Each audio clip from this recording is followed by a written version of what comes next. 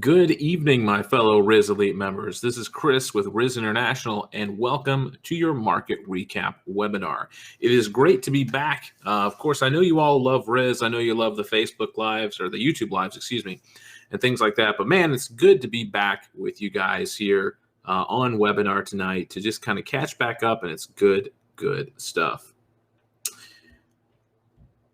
Oh, I hear you, Simon. Simon's having problems with getting his new Windows 10 update downloaded. I had the same thing. I'm going to have to try it again later tonight myself. So, but I'm glad you're able to join us on your phone. And obviously, guys, if you haven't done this, if you're part of Riz Elite, please make sure that you do join the webinar. You are missing out a little bit if you're not here on the live call. I understand that not everybody can be here live, but for those that can, you should definitely be here. This is good stuff. And so, let's go ahead and take a look at the S&P 500. Now, everybody was calling for doom and gloom here, and the bears were out, and everyone was saying that, oh my gosh, it's going down. It's all going to happen. The market's going to roll over. Well, we see how well that worked, and you kind of wonder where are all the bears at? Are they? Where are they at? They're all saying this is it. Well, I found a picture of them, guys. I know everybody on Instagram was, saying that, oh, the market's going to roll. And, so I have a picture of all the bears and what they look like today. Sad bears. Sad bears. Yeah, that's them. I found this. Someone sent it to me.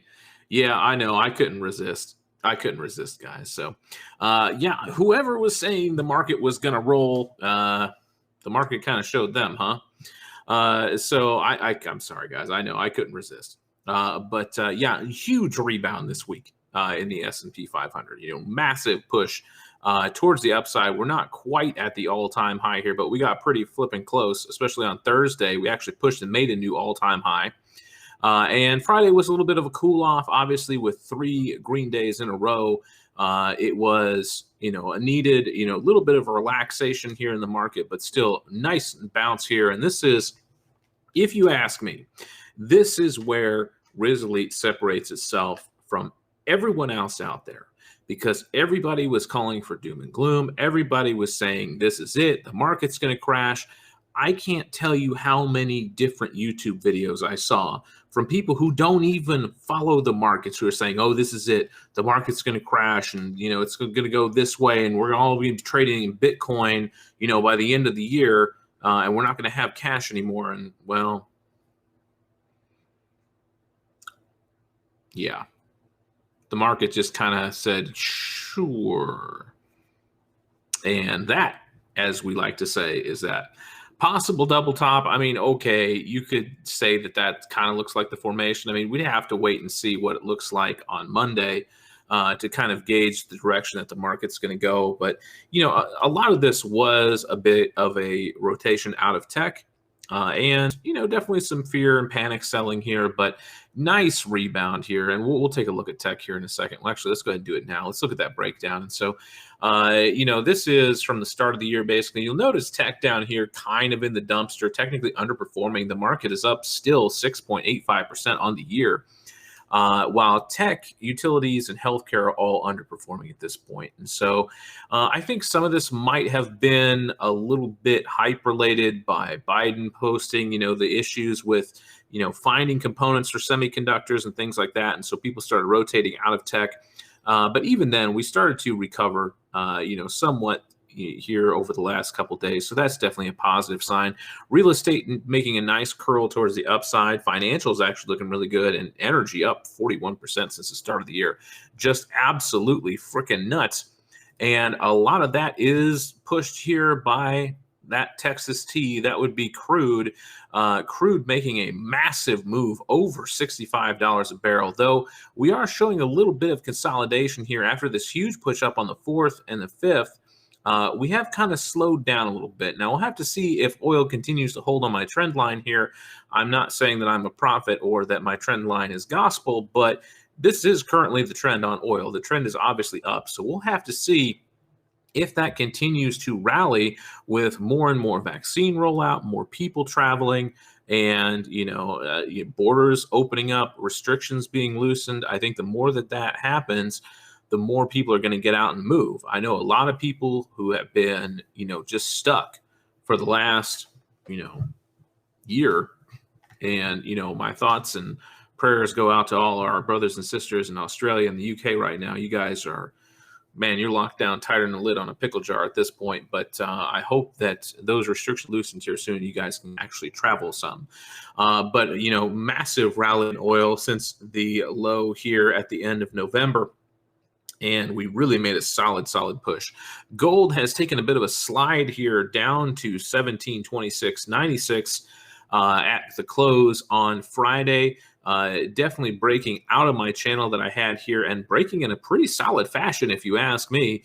Really stern move down and then a bit of a recovery back up here above the 1700 level so far. I know everybody was talking about hype and, other things. And speaking of hype, let's take a look at Bitcoin, because that's what everybody's talking about. Bitcoin almost at 61,000 at this point, just a meteoric rise here, pushing through this $42,000 area. That definitely seems to be an area of support and resistance. But really held it here on this, a bit of a relaxation and then a huge bounce so far. So Bitcoin going a little bit nuts right now with everything going on, currently approaching, the overbought area. So we may see some rollover here in Bitcoin. We'll have to keep an eye on it. But so far it is, kind of on the upswing, to say the least. All right, let's take a look at the trades that we took this week, and then I will go to the possible trades for this week. So first one was on the 9th, CRM Salesforce in long on this one at 212.90. So basically with a stock this, high dollar, we're pretty much flat at this point. Yes, we are down 70 cents, but still looking very good at this point. After the post earnings drop, we got in on the dip buy here for the value play, and no problem holding this one for a little bit if necessary.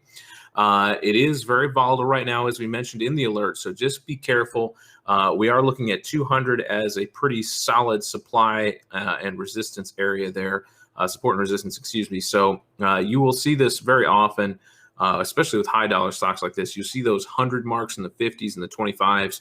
Always very, very big areas of support and resistance. So I suspect even if we do see some rollover here in CRM, if we bust through 200, that's going to be impressive, to say the least. But yes, fundamentals are looking really solid on this. Technicals pretty good also.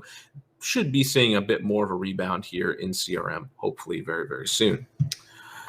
Datadog, this has been one on Riz's watch list for quite some time, in on the 11th at 83.63, down 60 cents after the cool off on Friday a little bit, but we were up pretty decent on this one at one point. It was looking pretty good. Like I said, a little bit of a gap down here on Friday, but nothing really to worry about.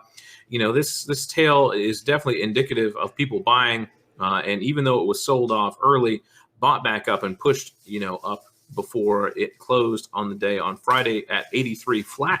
So definitely not concerned about this one at this time. Still looking really good.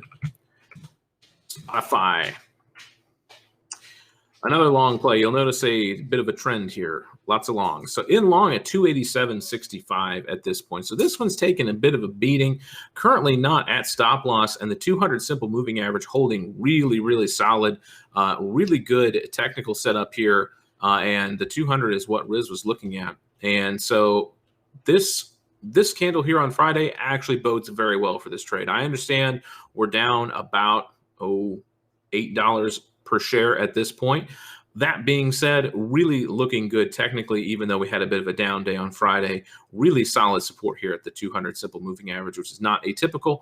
And so hoping to see a bit of a rebound on Monday if the markets continue to push upwards. And then the last one we took on Friday, Tdoc. Again, another massive, massive sell-off here post earnings.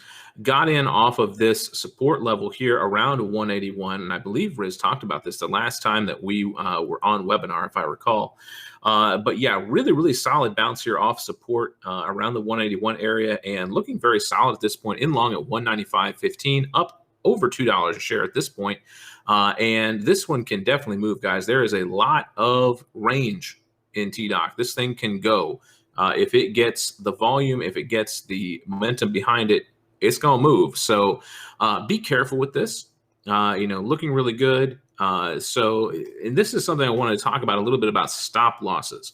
I know that we post our stop losses in our trades, and you can view stop losses in several different ways. Some people will set hard stop losses, and you know what? That's okay. If that's what you need to do, if that will make you sleep better at night, then by all means go for it. I will tell you that in the hedge fund and things like that, we typically do not set hard stop losses unless we're using a profit stop.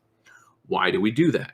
Well, the reason is, and this is an excellent stock to talk about it, as I mentioned, this thing can make massive moves, in a day. I mean, we're talking, let's see here on this candle. The high was 197 and the low was 174. So $17 per share in one day. So that's a huge range. And typically with high dollar stocks and things like this, you will have a bit of a spread between the bid and the ask, meaning how much people are wanting to buy it and how much people are wanting to sell it at, which can make for bigger moves and things of that nature. So we do keep an eye on all of our positions. We're not using hard stop losses because we don't want to get shaken out. On something that has a huge tail like this, it would be really easy. Let me zoom in here to make it a little bit easier for you guys to see. It could be really easy if you just set your stop loss at 181 here to get shaken out of this trade. And, then you've taken a loss and you're ticked off. And then what does it do over the next couple of days? It rebounds. Another one that Riz posted that he's still holding long, and I actually hold this personally, PLTR. I kind of got in this area here. Obviously it sold some more. I averaged down. I think I averaged down even a little bit more. And I'm just hanging on at this point. And I didn't let myself get shaken out. We'll take a look at those in just a second. And if you guys want to start posting tickers that you want me to take a look at, by all means, go ahead and start putting them in the chat. But yeah, this is one of the things where it's like our stop losses are recommended areas. It's not suggesting that we are getting out of the trade at that point, but it is an area that, it could be a good exit for you if you don't feel if you don't feel like it's going to work out. It could be an area where you could exit if you wanted. A good question whether PLTR is the doom of CRM for Salesforce. I mean, Salesforce is massive. I mean, they purchased a skyscraper down here in downtown Indianapolis. So don't think they're going anywhere. I actually use a different CRM in my business. We use, it's now Keep. It used to be Infusionsoft. I'll always call it Infusionsoft. But I mean, I don't think that, framework like that is going anywhere anytime soon, but we'll have to wait and see on CRM. Somebody want to take a look at Apple. Let's take a look at the good old Apple. So a bit of a sell-off here post earnings. Let's take a look. So they beat by 26 cents. And so, of course, that means that they should sell. It's 2021. I mean, come on, guys. We know that if we beat earnings, we have to sell, right? Let me take a hit of my coffee here. So, yeah, I mean, if you're looking at Apple, this looks like a pretty decent entry point, if you ask me. If you don't mind holding and you like this company, and I mean, it is the most, fundamentally solid company on the S&P 500, this could be a really solid entry.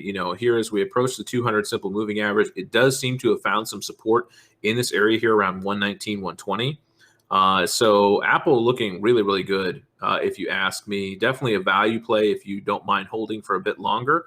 I think that this could definitely be a good spot for you to get in long. I would not recommend shorting Apple for any length of time. And you'll notice that we haven't been taking any shorts lately. And there's a reason for that. With the market being as jumpy, for lack of a better term that I can use, it doesn't make a whole lot of sense for us at this point to be taking a lot of shorts when we don't have a solid directionality on the market, though the direction seems to be up at this point. So why are you going to short when the market's going up? Seems typically like a bad idea. We want to take a look at Tesla. Tesla taking a wow, that was a good one.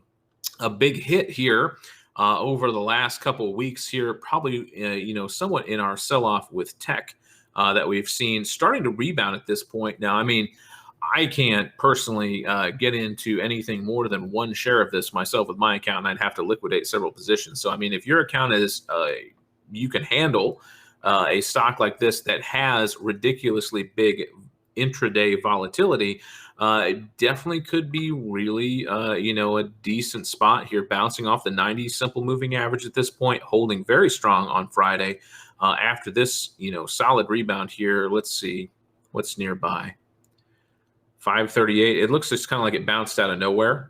So there must be a lot of buyers in that area. There's no real, I guess we did have one hit over here, but not too much. But yeah, I mean, Tesla, listen, guys, Tesla is not going anywhere. I know Riz doesn't like the company too much. Fundamentally, they've got some issues, but I'm impressed. I mean, guys, listen, I was all on the let's hate on Elon Musk bandwagon for quite some time. I mean, the dude gets on Joe Rogan and smokes a fatty. It's just like, okay, yeah, really great look for a CEO, right? But listen, guys, I took a ride in a Tesla a couple months ago, and dude, I'm a believer at this point. I was thoroughly impressed, and really, really solid vehicle. And they are pretty much on the cutting edge, if you ask me.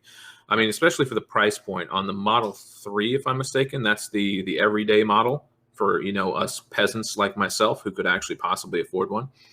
I was impressed.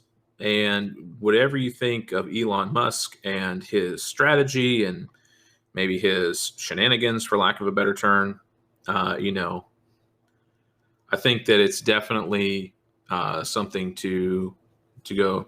Yeah, the all white Model 3s, fair enough. My wife is a fan of the red. Of course, that costs extra, but what can you do, right? It's on our wish list. We're not buying one this year probably, but maybe a little longer. What about EV in general? Glenn, I think it's going to happen. It's starting to happen in Europe, and what we see typically happen in Europe happens in North America. It just takes a little longer to get here. So I think that in general, I think that vehicles are going to be moving towards electric more and more. I think you're going to see more and more of it happening. You're going to see more and more charging stations and things like that along the road. You probably will see convenience stores, including charging stations as well. I think it's going to happen. I really do. That's my opinion, guys. I'm not a prophet or anything like that, but I think electric vehicles are going to happen, and I think it's going to happen 100% within our lifetime. There's no doubt about that. So it's the wave of the future, in my opinion, and I think it's going to happen. So if you want to buy and hold long term on Tesla, I personally am waiting for another split so I can get in at a decent price. If your account has the funds and you have the spare capital to throw some in, dude, I can't say that I wouldn't be opposed to holding some Tesla shares long term. That's just me. But again, you take a look at it and you go for it. Yeah, I hear you.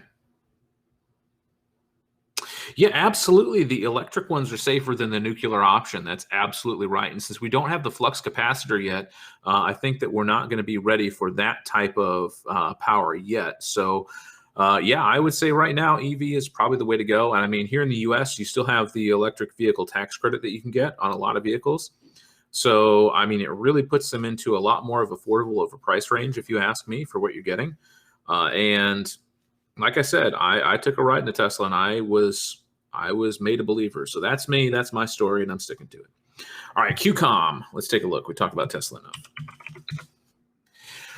Beautiful bounce off the 200. Look at that. I mean, definitely you could look at this. I mean, especially if you want to hold this longer term for dividends, that's a pretty decent dividend. Of course, it is a $100 stock, so I'm not sure how many you're going to be able to afford.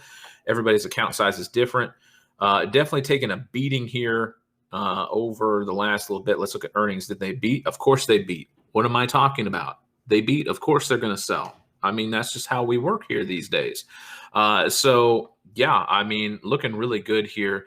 And I've noticed this a lot lately when you have these companies where they beat earnings, everything's looking fantastic, and then they just sell. Another spectacular example of that is Intel. We had this huge day on earnings, and then they just tanked right down to the 200. I think I got in like somewhere in here, so I was very happy with that.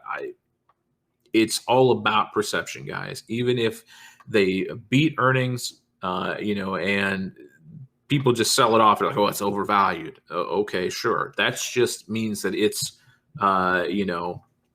you can get in at a discount on a company that's doing very, very well. I love this bounce off QCOM here. Really solid. Looks like technical play. Could be a really good entry for you, to say the least. CELH. Not familiar with this one. Celsius Holdings. Wow, okay. Here's some volume. Okay, so they missed. So that means they should go up. They didn't, though. They gapped down pretty hard. I would wait for a bit more of a defined bounce than this.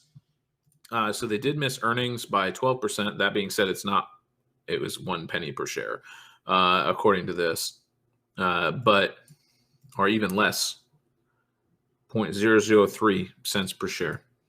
There you go.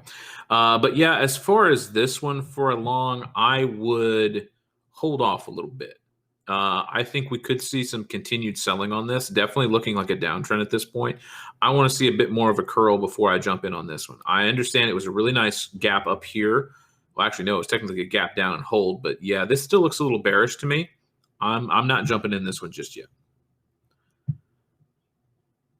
Is Celsius a crypto broker? I'm not for sure. Which energy drink? That's a good question, guys. I'm not, like I said, I'm not familiar with this company. I'd have to look it up. I don't want to waste time here. AYX. Alteryx. I believe this one was on Riz's value buy list, if I'm not mistaken, a little while ago. I think he was looking at it. Oh, and I still need to go over our two potentials. Okay, so Celsius is an energy drink. More like a fitness energy drink. Okay, fair enough. Thank you for filling us in on that, Razan. I appreciate it. Yeah, on CELH, I would wait for a little bit more of a defined bounce before I got in. If you want to get in now, I would go in with less than your normal position size, just in case you need to average down on it. AYX having a really nice bounce here off the 80 area. It really kind of fell off, though. We didn't get the continued momentum towards the upside that we'd like to see. Could be a decent entry. It looks like 80 is really, really solid here on AYX. So yeah, I mean, you could definitely consider a long play here at, 85 is a little higher up, but, still not bad. If you're going in with a reasonable size, not going too heavy on it, I think you could definitely go ahead and buy here. Definitely has some room towards the upside. That being said, if you do continue to see selling here and it busts through 80, maybe time to let it go. Plug, I remember this one from my day trading days. So Plug Power, okay. So we missed earnings. So they actually did they have a green day? Not quite. Looks like a bit of a red day, but bounce off the 90 here. I'm not overly jazzed about this one.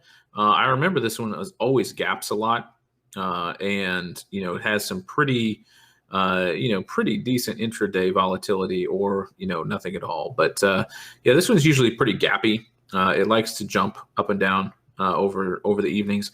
I'm not super in love with it, especially after a big run up like this. And this bit of selling here, I'm not convinced this is a big recovery, especially since off this recovery here, we kind of died. So I'd be careful jumping in on this one, guys. All right, let me do Riz's suggested trades for the week here real quick, or his potential trades, I should say. And then, Simon, I will get to your question here. All right, so first one on the list is Oracle, ORCL. And you notice a bit of a trend on both of these. Post-earnings got smashed. What did they do, guys? They beat earnings. Of course it's going to sell off. It makes complete sense. We beat earnings by 50% and we gapped down. I mean, why wouldn't that make sense? Why would we expect it to go up if the company's doing well? So this is a really good value place to get in. When you have these post-earning drops like this and it's holding this area, this could be a good place to go ahead and jump in some. Now, I'm not throwing the whole kitchen sink at it here. I would maybe look at a half position because we can have more selling from this position. I know that we had, I think CELH actually looked almost exactly the same as this. But if you want to potentially get in for a value play here on Oracle, excellent place to do it. If selling continues, be able to average down could be a great play for you. Next one, DOCU. DocuSign. Again, post earnings sell off. This one actually missed by quite a bit. And so I would be a little careful on this one. We did see some rebound here. This is a potential one that we could get into this week. Could be a good entry. Keep an eye on it. Put it on your watch list, guys, and consider a potential position in these. Again, I'm not saying that we're getting in for sure. It is something that we are keeping an eye on, and we will keep you updated. Keep an eye on the swing trade tab if we do decide to go ahead and take either of these. Simon wanted to take a look at WKHS. Workhorse Group. That sounds like me every day. I'm a Workhorse Group. So really nice dump here. Earnings. Oops. No. Go away. Double click there. Okay, so we beat by 1,000%. I would need to double check those numbers to make sure that's actually correct. When I see 1,800% beat, I kind of question it. So need to verify those numbers. So keep an eye on that. But looking pretty decent here. We had a huge sell-off. There must be some news catalyst that pushed it this direction because this thing was looking pretty crazy. And maybe, Simon, you're aware of that. It looks like you're typing in the chat, so you'll probably grace me with that information. But it does look to have found some support here around 12. Obviously, this is a lower dollar stock, so you got to be careful. Okay, lost the USPS contract. That sucks. So that's kind of negative catalyst, even though earnings were really good. With losing a big contract like that, I'm a little hesitant to take this one long. That's some pretty bad news, to say the least. I mean, if you want to hold and you think and you believe in this company and you have good reason to do so, you've done your due diligence, things of that nature, could be a decent place to get in. It could also drop back down here to like something like 10 along those lines. If it busts through 12, I would be looking to maybe call it a day.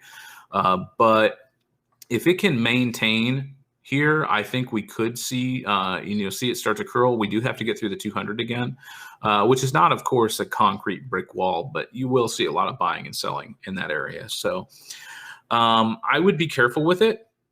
I think it could be a very good entry spot if you manage it well. So if you're going to take this one, just keep an eye on it is really what I would say. Okay, you think they had a meeting this week with Postal Service, but not aware of the result? Yeah, that could be a big question mark on how that meeting went.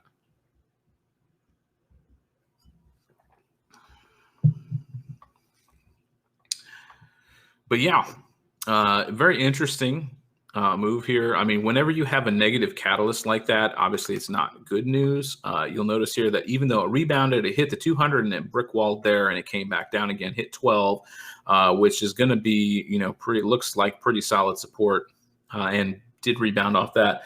I'm just worried about how much range you've got. I don't think you're going to see like 36 anytime soon on this one. So if you don't mind holding long term, or if you think that the meeting was good and they're going to release good news here later, then you could take it kind of as a lotto ticket. But with a lower dollar stock like this that just got a huge negative catalyst, that doesn't really bode well. So I would say watch it at this point. If you really feel confident in it, you can take a small position. I would not go full size on this.